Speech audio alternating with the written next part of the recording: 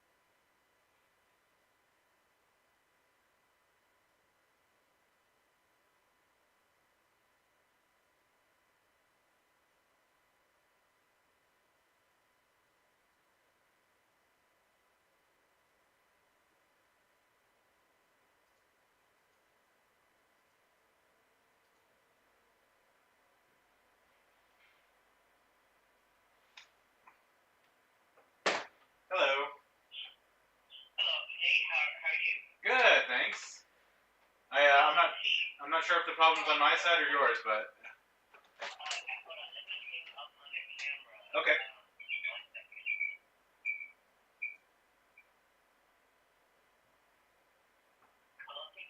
I can.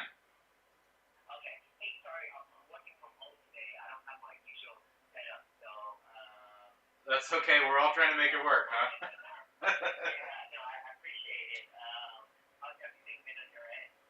Oh well, I guess fine. You know, we're kind of slipping into the end times of late stage capitalism, so I'm a little bit stressed out about that. But otherwise, pretty great.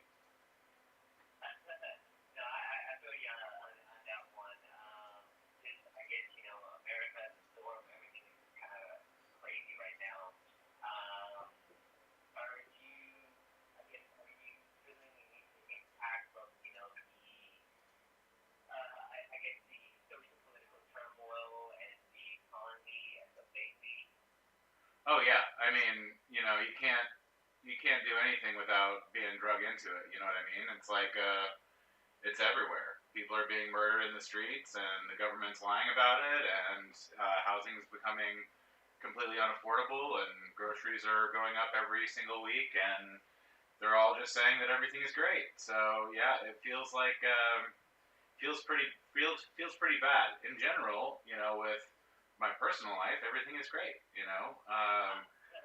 So yeah, it's like ultimately everything is crumbling around us, but my family life, my home life, my work life is all good. It feels weird in a juxtaposition with the fact that we're,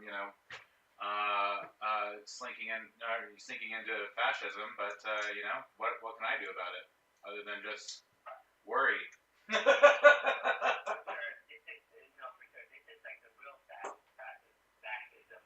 Oh yeah.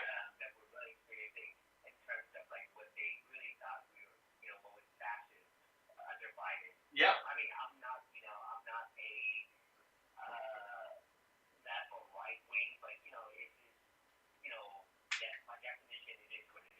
Right. It doesn't matter what side you're on. I'm ultra liberal, but I'm too liberal for Democrats who are centrist these days, and they're all kind of supporting the same thing. So, and it feels like we're all kind of stuck in this experiment, and we can't escape.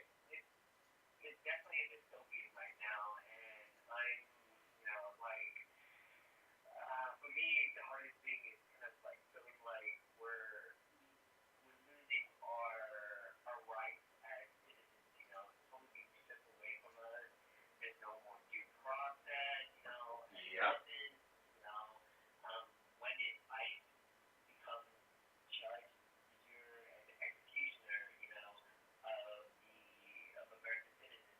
Yep.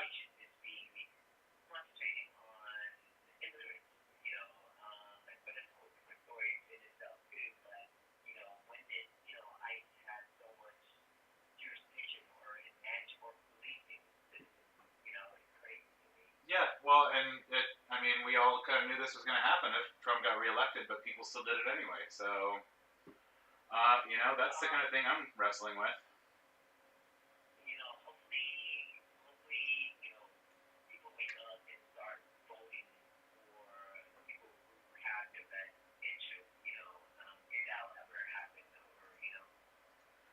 Yeah, well, I mean, if voting even happens anymore.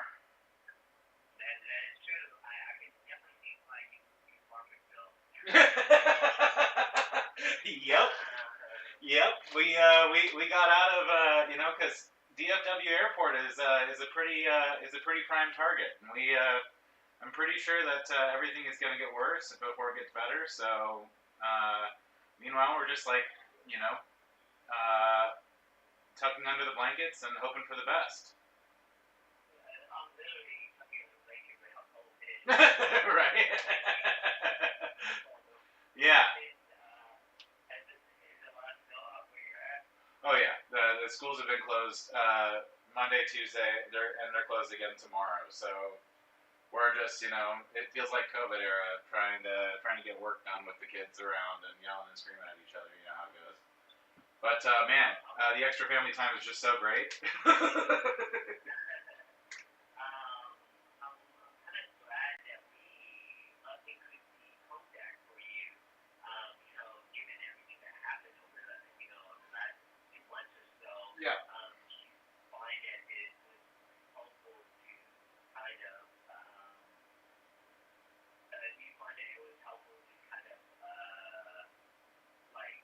keep me from losing it. Yeah. I think it helped with my baseline anxiety level and depression level, so I still feel about the same as I did a few months ago, which I guess is exactly the point, right? Okay, so even technically you will be better, but you're just having to deal with more stuff, so it makes it to kind of even out a little bit. Basically, feels like the same status quo, and I think it's fine. In general, you can't medicate yourself out of like dystopian, societal collapse. So I guess it's just what I'm gonna have to deal with. I have, gotten rid of my social media apps and things like that because I can't watch somebody else getting killed in the streets again. So I'm doing what I can to to stay mentally healthy, meditating and trying to get as much sleep as possible and eating right and those sorts of things. So I'm doing the right stuff. It's just a matter of like the rest of the world isn't helping me out very much, but we're all kind of in this together. So No, for sure. I'm not really a big fan of social media. The reading comments is kind of really um, disenfranchising, and you start losing hope in humanity, right? yeah, With all the dumb comments, or like just like whenever people start justifying death, yeah, death of people, and saying, oh, well, they should be there, blah blah blah. But like, it's not even about that, this is human lives we're talking about, yep, and they're looking at life is so sparingly. yeah. Like every life isn't important.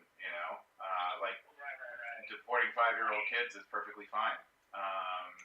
Those sorts of things just feels like the humanity is draining out of society, and I know it's not that way with most people. It just feels that way whenever you get online, and that's the hatred that's being spread for both sides. But I know that most people are very good people. Um, it's just I would hope so.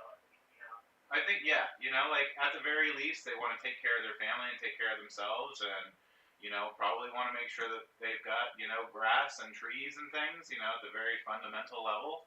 So there is connection there. It's just a matter of like, deprogramming all of the Fox News out of people.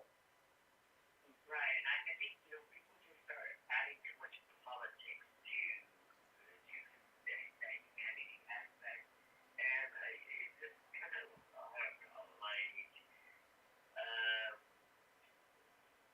it's very disconcerting, and whenever you start adding politics to those kind of situations, right? Oh Like yeah. we just need to see it, like life for what it is, and remove everything your party line or and cutting through all the BS noise. Yep. Agreed. So, I think it's just a matter of trying to build local community and, weather the storm. So, and also don't talk about politics around your phone or on your computer or anything like that because you're just going to end up in a surveillance system and they'll come knocking on your door one day. No, for sure. Especially, man, I've been watching so much stuff about like all this technology that ways is utilizing to kind of like really infringe on our our privacy, Yeah. and just tracking, tracking down, or just using um, just yeah, getting our data pretty much, and I'm just like, what, like And that's uh, and that's what I do as a profession. I'm a digital marketing guy, so I know the kind of data that's collected. Your healthcare information is sold by the hospital systems to advertisers. Your credit information is sold by your credit card and your bank accounts or your banking institutions. All of the medications that you take sold by the pharmacy that you go to. All of yeah, your information is available, and it's all in Palantir's hands, and they know everything about you. oh my god, I mean, this house here is disgusting, and it's even worse than like, I feel like America is not even run by America, it's run by, Israel, so, Yeah. different. It sure is. Animals and stuff, yeah, it's kind of different, but anyways, We could keep going like this, man, and so you understand why I'm a little bit more anxious and depressed. I hear you, and I think it's important to stay informed at least, Yeah. so half the battle is, knowing the problems at hand and not being blindsided. Yeah. Again, I guess with the increase in velocity, did you feel, did it make you numb? Did it make you, No side effects in general. It didn't change my appetite or sleep patterns or anything like that. No physical side effects or anything either. what would you rate your mood as on a scale of 1 to 10? 10 means that. I don't know, 5. I think there's a lot of happy things in the world, but there's also a lot of shit. If you ask me at any given point of the day, it might change based on what's happening. But ultimately, like I said, I think my life is pretty good. I think it's just that the world around me is crumbling, and that's anxiety inducing. No, for sure. I guess, one of the things that we kind of worry about is just being on the SSRI by itself and it precipitating manic episodes. Did it increase? Did you feel any? Did you have any manic episodes? No, no. I am not currently in a manic episode, and I haven't felt any. Okay. I have had some panic attacks here and there, but those have dwindled a little bit. It has a lot to do with how if my wife is sick or not. So if she's sick, then I got to do a whole lot of extra stuff, and I get a little bit extra anxious and kind of worried. But otherwise, I think it's fairly I think my mental health is in pretty good shape considering. Has the Xanax been helpful to mitigate some of that anxiety? Oh yeah, so usually just half a pill will do it. In the evenings if I'm feeling extra anxious, I'll take half and I'll go to sleep, and I get great sleep and I feel well rested the next day. So that's not as necessary or as common. Maybe in the last 30 days, probably I've taken 1.5 Xanax, this whole time. So it really does help whenever I'm spiraling, but in general, I don't feel like I need it very often. How many hours sleep are you getting? Around 6 usually. Okay. A little bit better. Before you're getting about 5 hours. Yeah.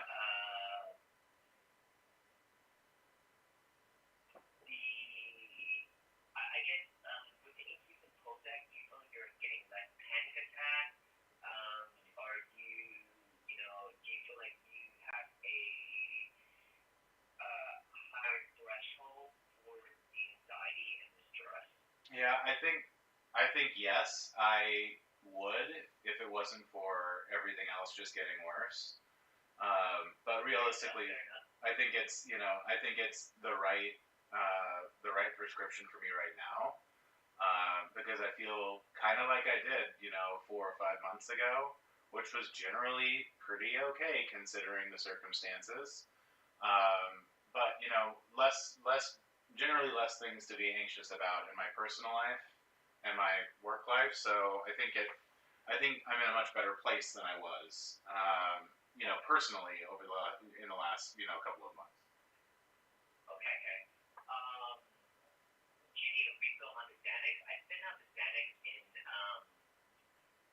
in August, and there's still 2 refills. Oh, but you moved, so do you need me to send out more Xanax for you just in case? Yeah, I think I've got like 10 or 11 pills left, so that would probably last me for a long time. But might as well have some reserves just in case. Okay. The last time, the current 5N still adequate for you? Yes. Yeah, I think if I was to take more, that it would probably push me into more anxiety, panic attack mode. So I think where I'm at now is good. Okay. So the last time you filled Xanax was on the 12th, so I'll send it out and I'll post it for a 10 for you because there's 31 days in January. Okay. And then you're able to call in to request refills, correct? No issues there. I just request the refills on the portal online. Okay, perfect. And then, and this is to the Dyer drugstore? Yes. Okay. And then I'll send out some Xanax for you. I'll put refills on there for you also, just in case you need some more. And then, what do you think about increasing the, well, have you been on a mood stabilizer, like the Mito or? Not for a long time. Okay, okay. You've been on the Mito in the past, right? Do you have any issues with it? Yeah, I stopped taking it because it made my brain feel weird. Really? Do we taking it during the day or nighttime? During the day. Okay, okay. Did it feel like it lasted the whole day, or just like the beginning? I don't recall. It's been a while since I've taken it. But I remember it. It was something about just making me feel like disconnected from my brain or something. I don't know. There was a weird sensation. Do you know what Philippines you were on? I don't recall. Did you really take it twice a day or just once a day? Just once a day. Okay, let me take a look, see if I can pull it up. Yeah, that's been a couple of years, maybe a few years ago. Okay, okay. You could call if you're on 100, 200, 150, or? I couldn't tell you. I have no idea. Okay. Um, I get this moderate anemia if you feel like it's, precipitating and, you're not sleeping for days. Make sure that you get, adequate sleep and Yeah. trouble falling asleep, staying asleep.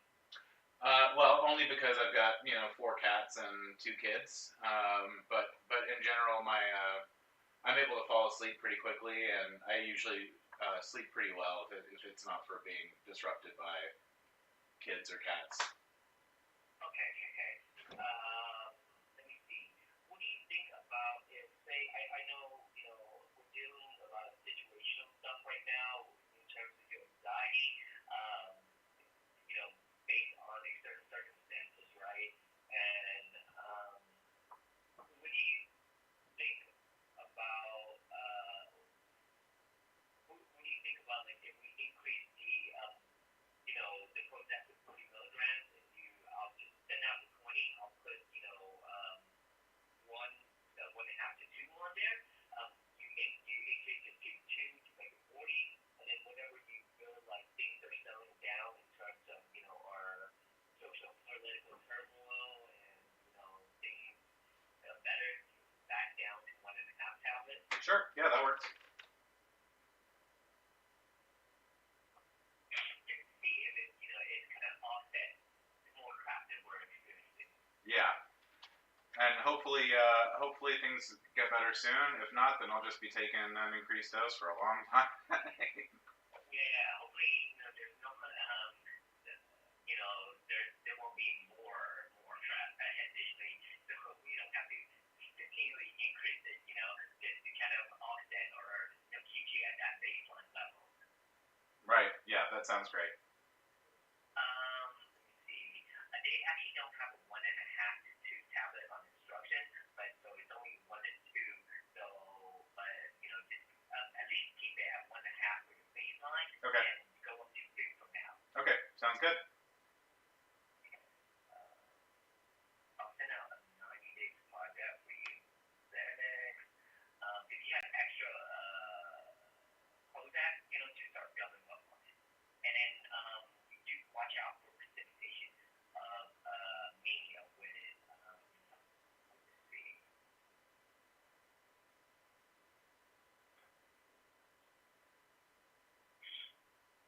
This, the anxiety, I know sometimes can bring down our mood.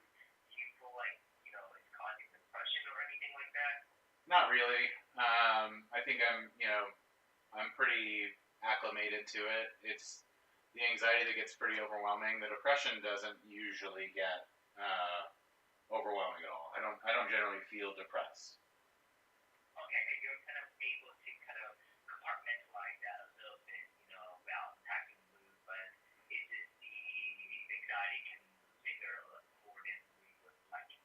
That's right. Yeah, for sure. Okay. Um,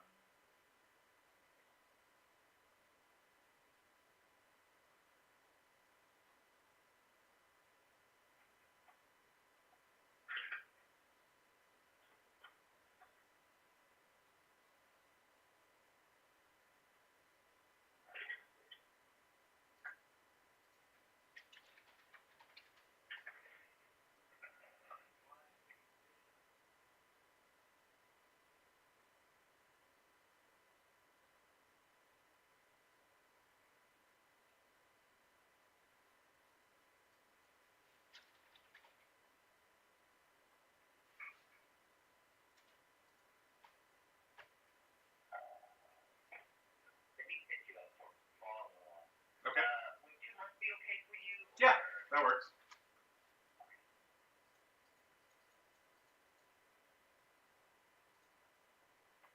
So like the week of March 23rd. Yeah, somewhere around there. Monday to Thursday. Which day of the week will work best for you? Pretty much any of those days work. But we could do like Thursday morning. Thursday morning? Okay. How about March 26th at 9:40? Does that work for you? Works for me. Okay. Do you have any questions for me? Anything else I can do for you? No, I don't think so. Hey, it was good chatting with you. It's always great to chat with like-minded people who are understanding the bigger picture. It was very, It makes you feel less alone. yeah. There you go. That summarized it pretty much, Yeah. Yeah. Well, if you feel like during this time, if things get worse for whatever reason, just reach out, let me know, and we'll set up, early appointment. Okay? sounds good. Thanks so much. You have a good one. You too. Bye.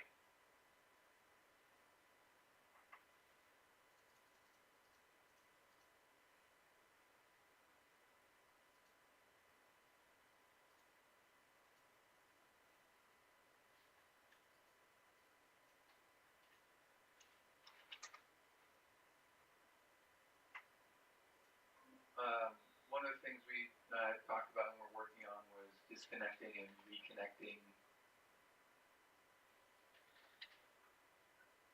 the platform. Yeah. And we had emailed instructions back to y'all because we didn't have access to log back in. I believe Chance on our end, who might have.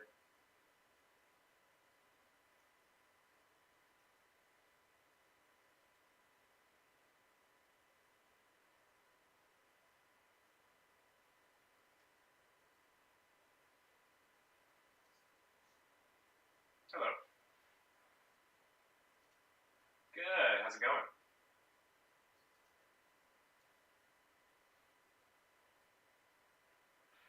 Yeah, us too. Will has lost another canopy in his backyard, because of the snow. So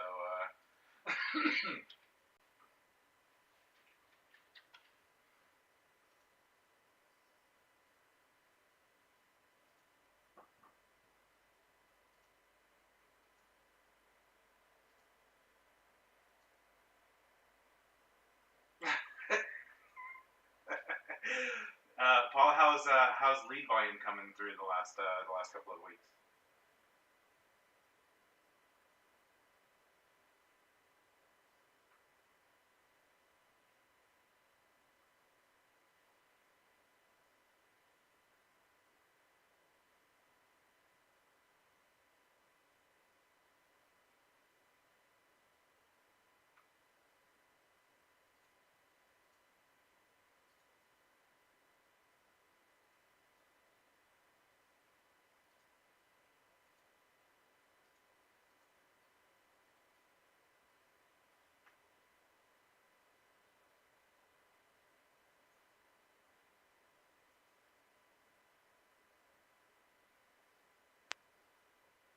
That sounds about right. If you put women in charge, they will definitely get started early. Unlike dudes that are scrambling last minute, right?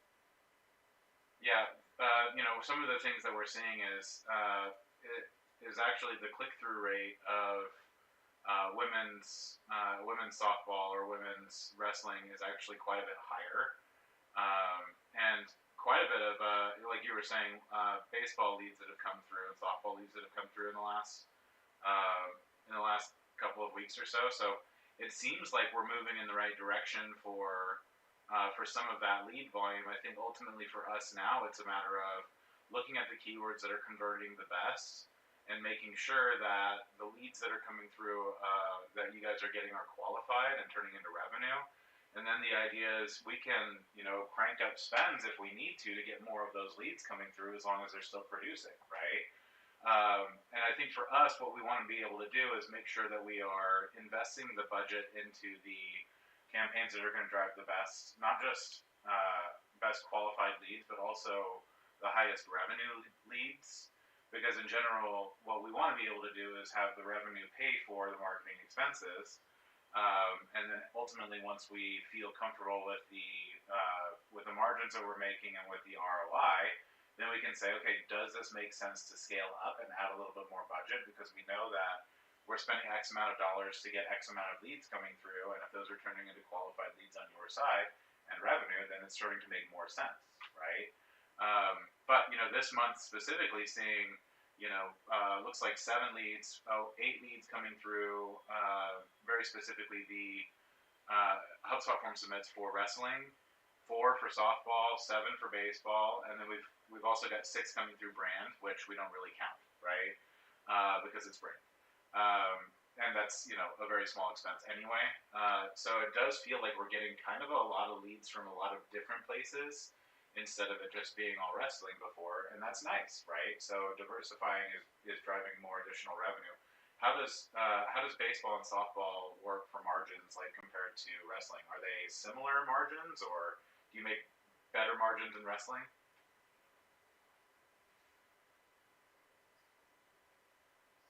Okay,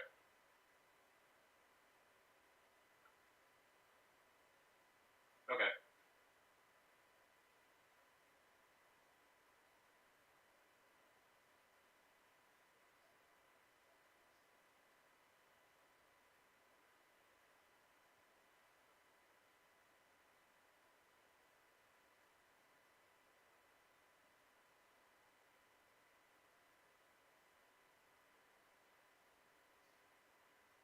yeah, great.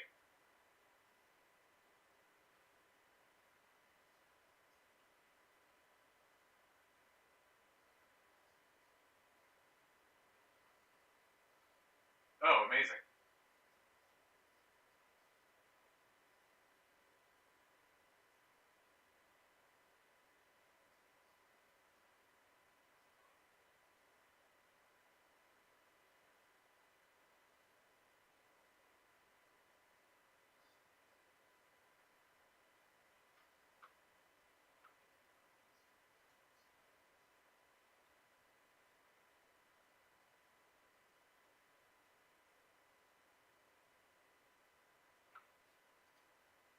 Okay. Yeah, so what we need to do then at this point is, because generally speaking, this year, seeing this many leads coming through is probably the best, one of the best months that we've had so far. Whenever it comes to what we can document and show where leads are coming from, very specifically from campaigns, especially paid search. Because before we were getting the 3s and the 4s from wrestling, but we weren't getting the 6s and the 7s from softball and baseball too at the same time. So now it feels like there's more stuff coming through.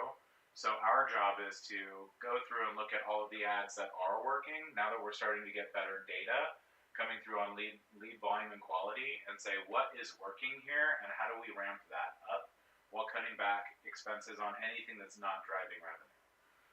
So that's kind of the goal now, is make sure that we're investing the dollars in the right place so we can get the lead volume that we want. And then what I would say next is what we can do, what Will and I are going to do today after this call is just dive through the data and say, okay, based on the call that we had, and Paul was saying that lead quality is looking good, and deals are coming through, how do we amplify some of these leads that we're getting? Which keywords are working? Which geos are actually driving them? And how do we pump more dollars into those specific things? And if we can kind of cut some fat off of campaigns that aren't working as well, dump those into the campaigns that are. If that is enough, then we'll say that's enough. But if we say, all right, we think that we could realistically get X amount more leads with X amount of more dollars, that's where we start scaling things up, as long as it makes sense to do so, the lead quality and the lead volume is staying consistent.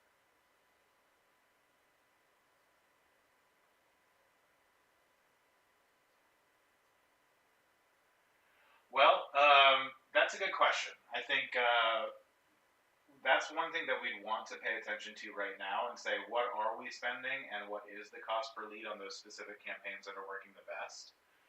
Because in general, if our conversion rate isn't high enough and our cost per lead is still staying really high, then we might have to say, okay, we can get these leads, but they cost $200 a piece or something like that. Is there a way that we can refine that a little bit more to make that cost per lead decline?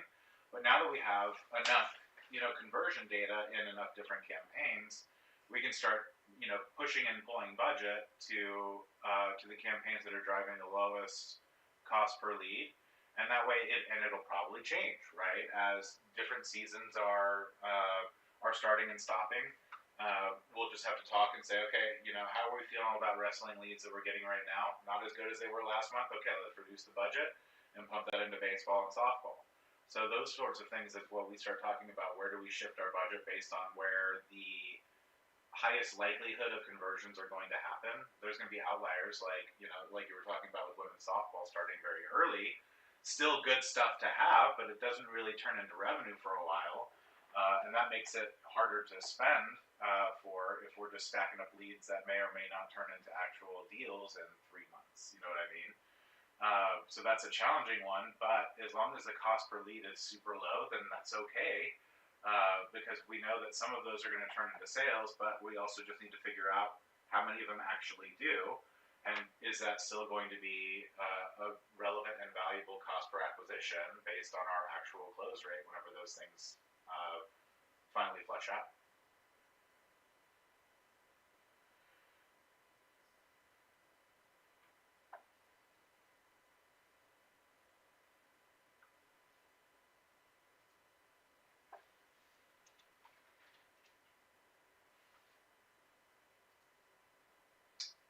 Which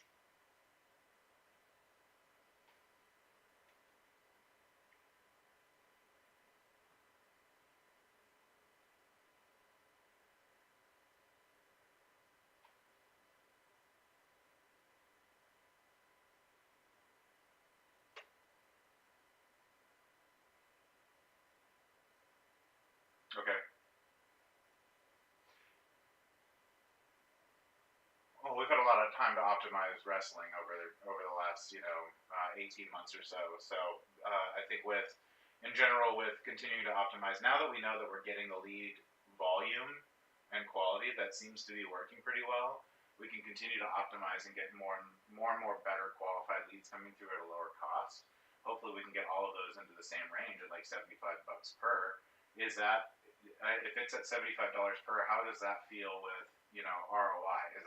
Is that an acceptable cost per acquisition for lead generation for you guys?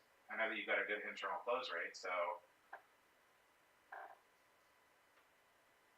yeah, I think, and it's a matter. It also depends on what is our final close rate too, because we're acquiring good leads, but some of those you won't know if they actually convert for a couple of months. So I think it's kind of hard to always know, but as long as you're keeping track of how many leads are you getting, how many of them are qualified, and how much revenue drove from that, we can always reverse engineer and say this is the cost per acquisition for the last 30 days based on those. How many qualified leads did you get for baseball, softball, and we can tell you what our cost per acquisition for actual revenue is.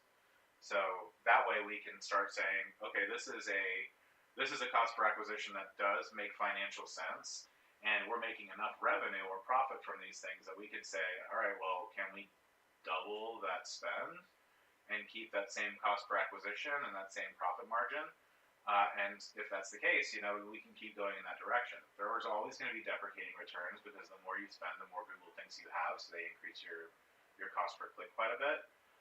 So we have to be very crafty, and we don't recommend increasing budgets quickly, just gradually increasing budgets here and there as it makes sense to do so. So Google thinks that, we don't have a bunch of money to invest in ads, but, it seems like it's working pretty well, so we'll add more dollars. It's kind of a joke that we have to play those games with Google Ads, but, they are built to extract as much wealth from you as possible. So that's why we have to keep that from happening. But based on the spends, 28 leads that are coming through this month from Google Ads feels pretty good, right? It's one of the best that we've had so far, and so that cost per acquisition at $75 looks okay.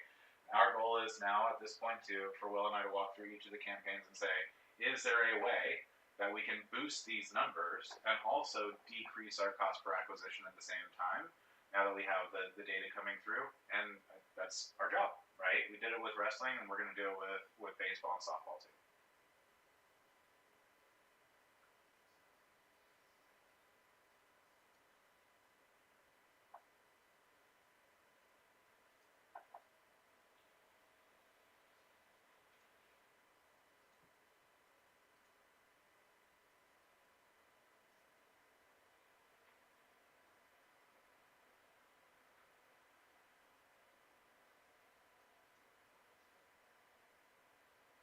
Okay.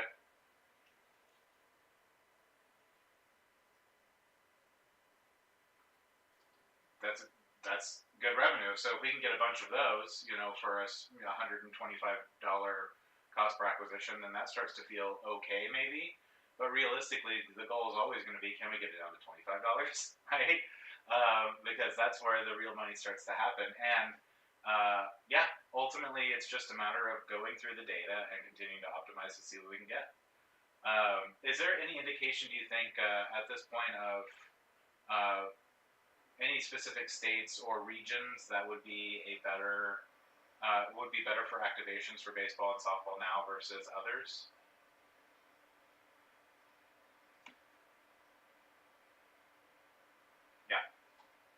Yeah, we saw that one. In general, we just want to make sure that we're staying on top of it. Nothing's changing, right? So if you see like other states that all of a sudden you got a bunch of people calling from Minnesota or something like that, Minnesota's on my mind. Then then we can say, all right, well, let's increase our budgets in Minnesota because the getting's good, right? So feel free to, if you see something, an outlier in the data that doesn't make sense to you, or it feels like all of a sudden you're getting a lot of lead volume that's coming through, that's really good information to have. Feel free to shoot us an email and just say, hey, this is what we're seeing. Either it's dead, or we're increasing, or whatever is going on, because during the week we can make optimizations and changes. We don't have to do this every single week where it's a matter of waiting to talk about performance and then making adjustments. You can just email us over any questions or results that you're seeing.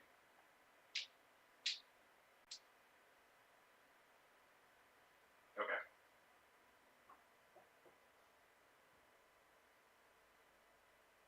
Okay. Yeah. And that's fine. It's better if we could put all of our dollars into one region and saturate the audience a little bit better, because right now on our overall impression share, our budget is still I think 10% or less of total people searching for our keywords that we're actually showing up for. So realistically, there is a whole lot of people looking for what it is that we offer. As long as we can maintain a strong cost per acquisition and good internal margins, we can always continue to creep that up, because we've got clients that are in lead gen as well, and in the agency space actually, and they're paying $90 per click, and it still works for them, right? And so, but ultimately, it's a matter of chasing the results whenever they see them. If they're having a good month, we increase our budgets a little bit. If they're having a shitty month, then we pull it back, right? Because not every month is going to have the same conversion rates because it's a seasonal business by nature. But it's our job to stay on top of that and make sure that we're analyzing the data in advance so we know what's going to be working. Now that we've got baseball and softball too, it's kind of another stream that we have to monitor to see what the hot points are. But over time, you know, we'll be able to see when conversion rates increase, when search volume increases, and so we know proactively that we need to increase budgets based on previous data.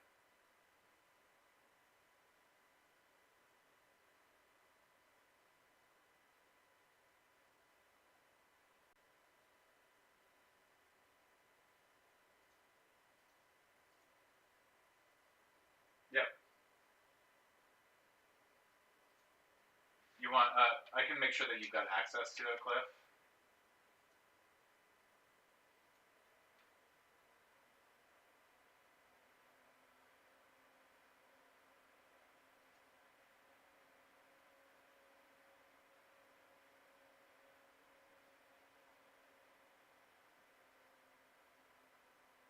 Oh, I see.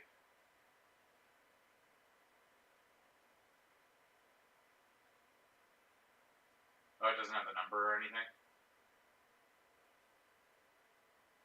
Yeah.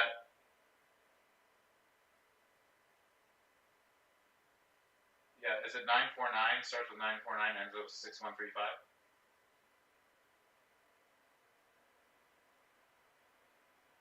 That's the right one. That's the right one. Yep. That's the one we're working from.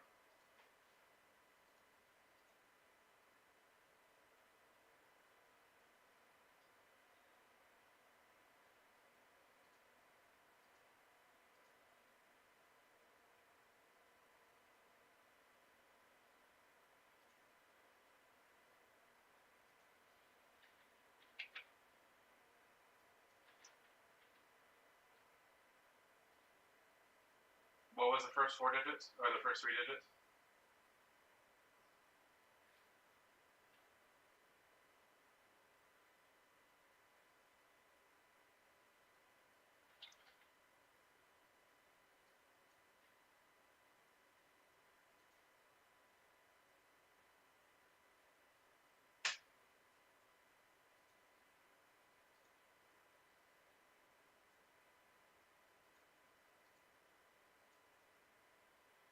Oh, 465. Yeah, that's the Google Analytics number, not the Google Ads number. So the Google Analytics number that you've got is correct. 949-575-6135 is Google Ads. 465 286-878 is the analytics property, and the analytics account is 334-862-549.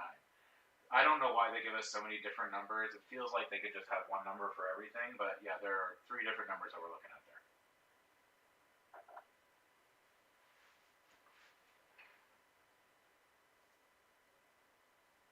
Will, is that right? He needs to disconnect the analytics account and re-add it.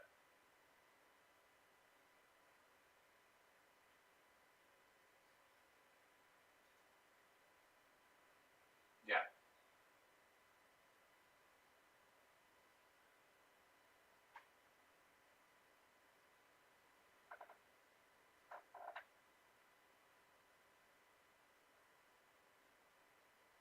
Yeah. That's the one.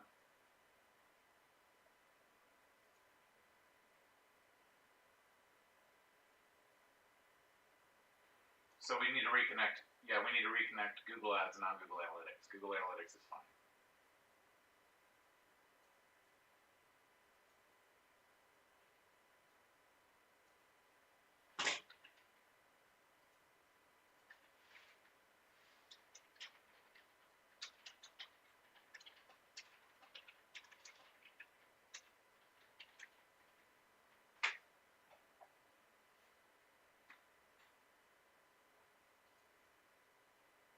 Cool.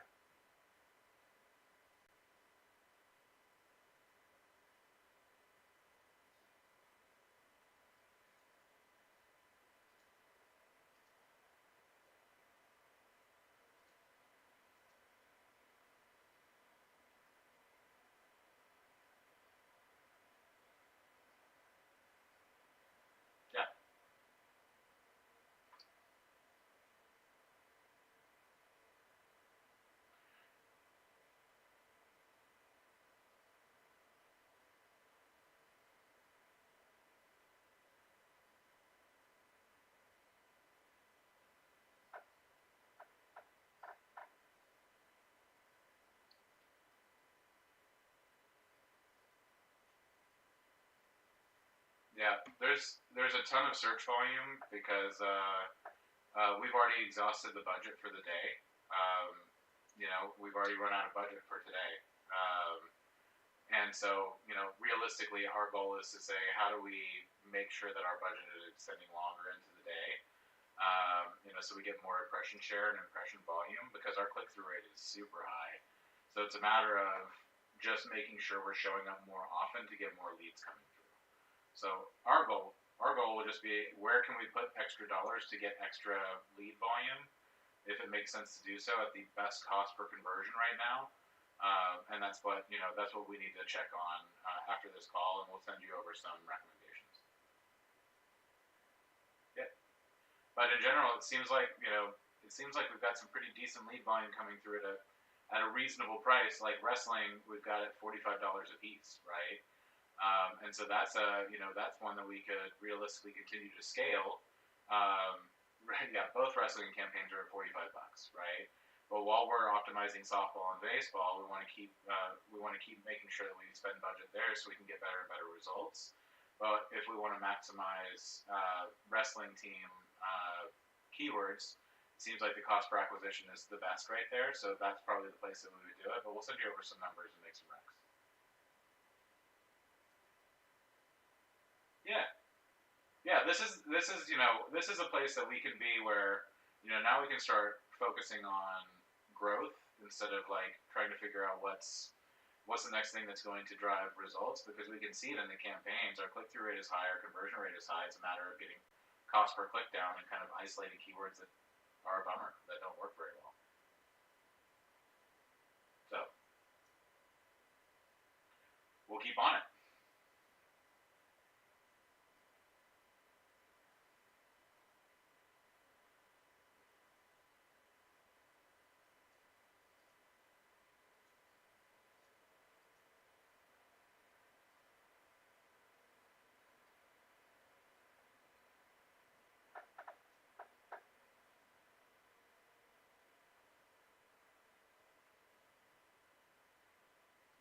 All right, guys.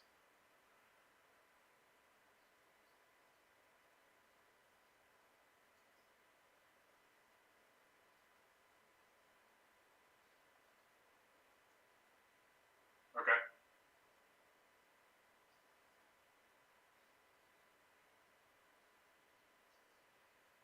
that's weird. Yeah, can you send us a screenshot of that?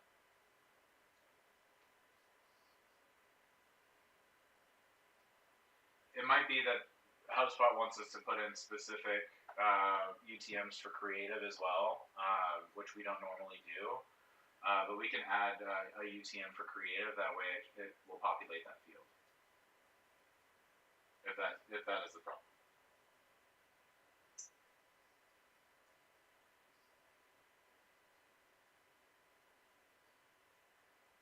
Cool. Yeah, that works. All right, y'all. Yeah, we'll talk soon. We'll shoot you an email, let you guys know what we think about some of the data and where we could push. But ultimately, I think we still need to get our cost per acquisition down further, especially on baseball and softball. So that's what we're working on today. All right, y'all. Take care. See ya.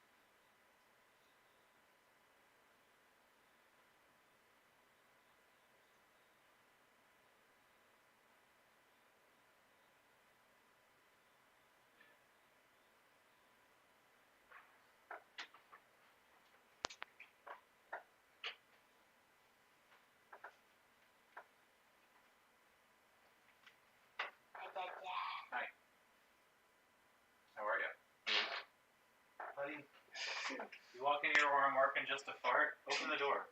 I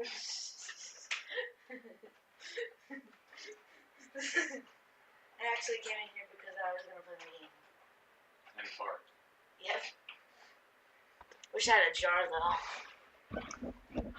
That would be bad.